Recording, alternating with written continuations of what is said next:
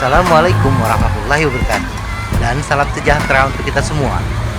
Dalam perlombaan yang dicari kemenangan, maka tak heran di detik-detik terakhir menjelang finish, pesepeda akan mengerahkan segala upaya untuk mencapai garis finish, memacu sepedanya secepat mungkin.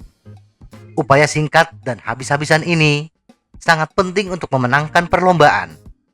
Dan tidak hanya ketika perlombaan, ketika berlatih pun sprint memiliki peranan yang penting, yaitu dapat meningkatkan tingkat kelelahan dan energi harian, bahkan meningkatkan kebugaran aerobik. Tetapi untuk mencapai kecepatan yang paling tinggi, kita membutuhkan latihan kekuatan, efisiensi mengayuh, dan seluruh aspek yang mendukung. Untuk itu, mari kita kenali batasan-batasan yang kita miliki dan bagaimana cara meningkatkannya.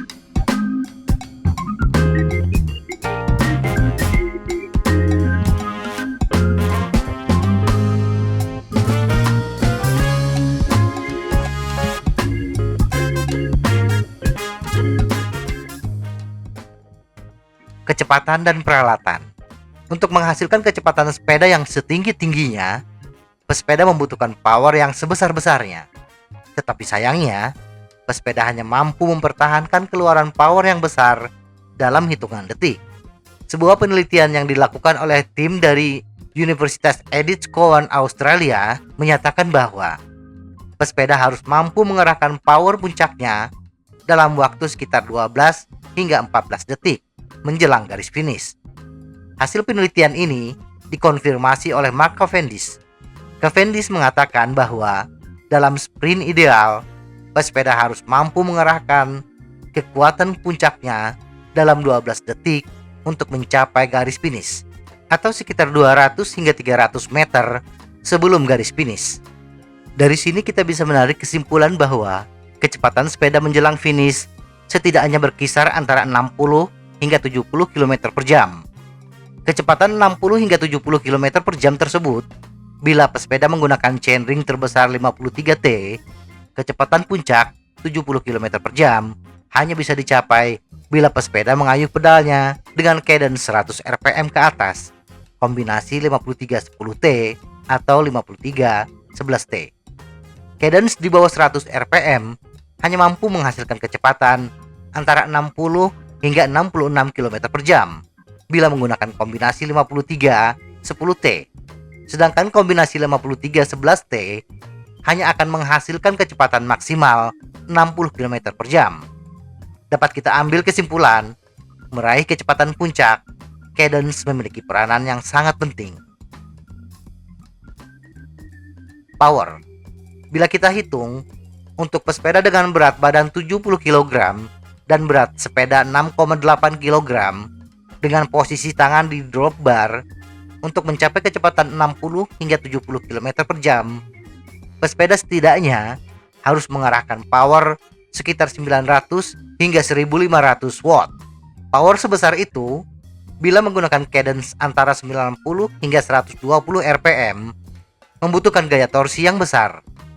Itulah kenapa ketika sprint menjelang finish, pesepeda mengayuh sepedanya dengan posisi berdiri dan menggoyang sepedanya ke kiri dan ke kanan. Goyangan ke kiri dan ke kanan ini untuk meningkatkan gaya torsi dengan memanfaatkan berat badan, menggunakan gaya gravitasi untuk menambah torsi yang dihasilkan. Pilihan cadence yang tinggi ini 90 hingga 120 rpm bergantung kepada fisiologi pesepeda dan gaya bersepeda yang diterapkan. Pesepeda dengan serat otot didominasi oleh jenis kedutan cepat lebih menyukai cadence yang rendah 90 hingga 100 rpm dengan torsi yang besar.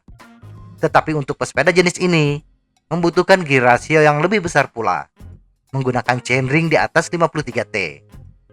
Sedangkan bagi pesepeda dengan tipe serat otot kedutan lambat akan lebih mengandalkan cadence tinggi 100 hingga 120 rpm dengan gear rasio yang lebih kecil.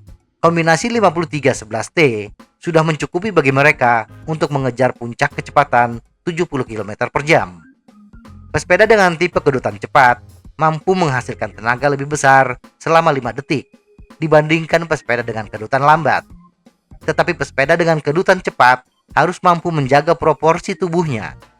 Hunter Allen dan Andrew Cogan, ahli fisiologi olahraga dan penulis Training and Racing with a Power Meter, menyimpulkan bahwa pesepeda laki-laki dalam kategori 5 biasanya memiliki power maksimal antara 11,85 hingga 14,25 watt per kilogram selama 5 detik.